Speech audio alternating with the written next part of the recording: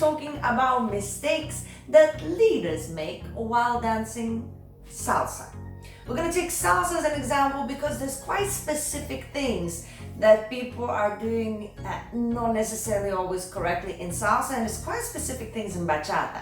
So I wanted to break it down. I'm going to make one for bachata as well video, but this one will be specifically for leaders dancing salsa. So if you would like to find out what kind of mistakes you make that I think are very common and you'd like to fix them, well, stick around. The points are coming up. And please subscribe to this channel so that the content would be appreciated.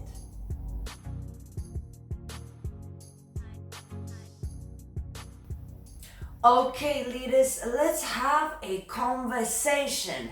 So first thing that I really thought I'm gonna bring up as a number one, and that is push and pull and squeeze. It kind of goes in a one for me personally. There's a lot of tendency for one reason or another. It's a deep topic, but leaders in salsa tend to do not all. We are talking about the common mistakes. If you're not doing that, applause is for you. This is in case you are doing that so that you would recognize it and hopefully learn how to correct it. But a lot of the times what happens is the push and pull and the squeeze. So you always tend to, I think that in order for the follower to go from one direction to another, if she's slow or off time or something, that the only way you can get her there is by pushing and pulling, right? And the other thing is sometimes I think you're afraid that her arms are gonna escape you, so you tend to put your thumb on top of her hands and you squeeze the hands. Now, a lot of the times when you're focusing on the routine and what move is going to happen next, you don't realize how much of a squeeze it is, but it is always too much. So one of the things you have to try and avoid first is using your thumbs in those kind of occasions. There's only few occasions where you need your thumb in salsa, and that's not one of them. If you're holding the hands, thumb is not supposed to be on the hands. You are not supposed to squeeze them.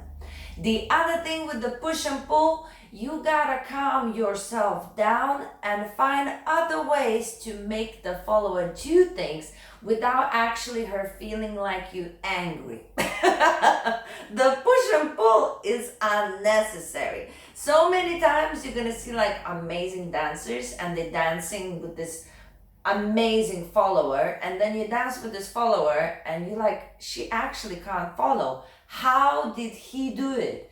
And that's because there's tricks. So if you don't know the tricks, how to make her move to the direction where you want her to go without her realizing it and without the push and pull, talk to your teachers.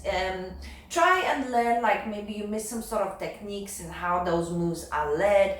There's a lot of tricks of the trade. If you like to know some tricks, if you'd like me to make a video for you on salsa, some tricks how to make the follower do the things without even realizing that she's doing, leave a comment below and I'll make that video for you. If there's enough comments and requests for that, I'll do that. Otherwise, you gotta figure it out yourself, but you cannot push and pull.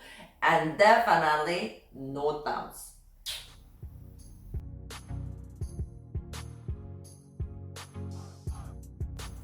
All right, second thing that happens a lot of the times is leaders tend to sometimes ignore the timing, and or if the timing changes in the music, you ignore it as well. If you cannot hear the change in the music or that the timing changed, it is what it is. But a lot of the times you hear it, but you just ignore it. I can see it in your eyes so many times that you're listening and you can hear that something's off, but you just keep going. So you have to understand that usually the followers, we know when the music's changed. Our ear is quite educated. So we know when it's the change and we know when you don't change. So you pushing through the music no matter what is not actually helping you out, right? it is much more appreciated, and I would think it's brave to actually stop when you feel like you're off time and then go back into the music. Is so much more appreciated than you pretending it didn't happen and just continuing with the moves, whatever. Moves don't matter. Dancing, connecting together to the music is everything. So that's my second observation of what a lot of the leaders do. They tend to sometimes ignore the change and hope that nobody will notice and they just dance through it. Well, everybody notices. So if you can hear the change, the brave thing to do, stop and start again, and I promise you it will be so much more appreciated.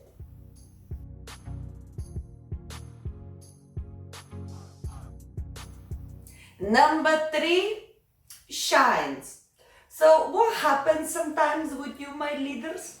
You learn some shines, which is piece of footwork that you use when you break away from the lady for like a short period of time, and you do your shine section, right? So what sometimes happens is you break away, and because you've learned so much amazing footwork, you want to show it all and you want to practice it all. And it's 2 hours later and you're still in your shine section. You're still doing your footwork. And I swear, I want to look at my watch, I look at you, and then I think maybe it's time to go have a drink. And I go, have a drink, come back, and you're still doing your footwork. So, of course you want to practice everything you learn, but you have to realize that you are dancing with another human being. So try and make sure that your shine section is not too long. Try to keep your eye, even when you are doing your solo thing, try to keep your eye on the partner's face. If she looks like she's about to die, it's time to stop. Yes? And if you see that she's going hard as well, clearly she has a lot to practice and she's enjoying it, and you both can go off and do the whole song separate. I don't care. What I care is that you acknowledge who you're dancing with. Usually your shine section shouldn't be longer than 30 seconds, and to be honest, there's specific bits in the music that tells you to do what you do. So if you're doing any longer than the bit in the music, it kind of doesn't make sense anyway. So you have to pay attention to the lady's face, to who you're dancing with, to the music that's playing, and please don't make your shine section too long.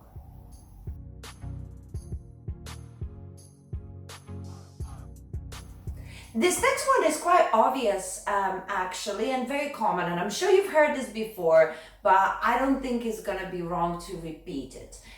Space. Sometimes when you're leading, you're creating too much space. And yes, sometimes the follower creates too much space, and we will talk about that when we talk about the followers. So don't get like, but what if, what if is what if, okay?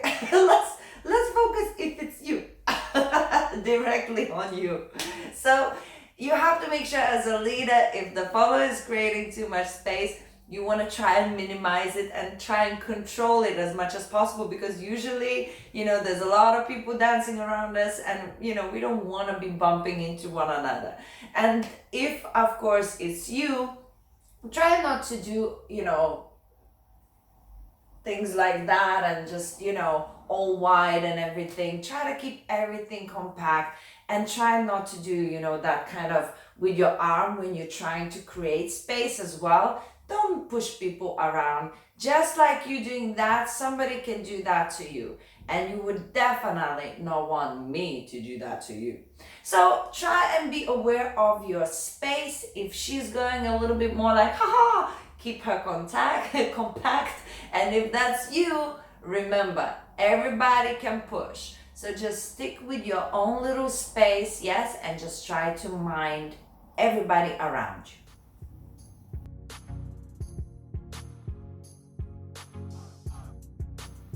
Final tip for you is to do a smaller open break. Now, I could have put open break in the tip number 4, which is the space, mind your space, but I think it's like a different issue completely. I wanted to separate the open break. So if you dance salsa and you are leading, you know that open break is usually means stepping back on one if you're dancing on one salsa instead of going forward. And you open break, that means you are creating a little bit of space, but in order to create connection before making her travel, right? So if your open break is massive, that means she has that much more to travel. And that is my pet hate. You know, when you do the open break, you're supposed to find a connection, not to actually create a lot of space. So that is my number 5, and I really, when you want you to focus, that when you go back to dancing, try and think every time you're taking a back step, how much space you have between you and your partner.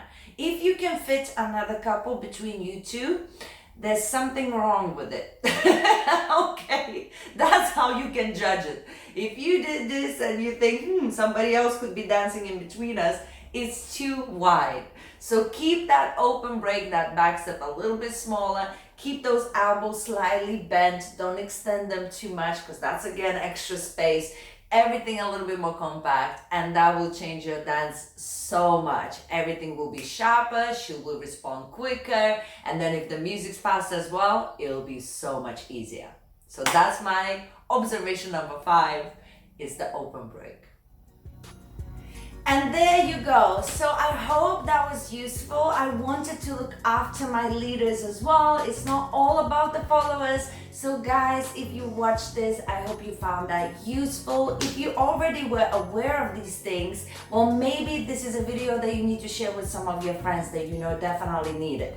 So don't be shy, share it. And of course, leave a comment if you think I missed out on something that you think is a common mistake for the leaders to make. I would love to have this discussion in the comments because I think it's such an important subject. Anywho, I go to do more teaching online, and I hope you already subscribed to my channel. Bye for now.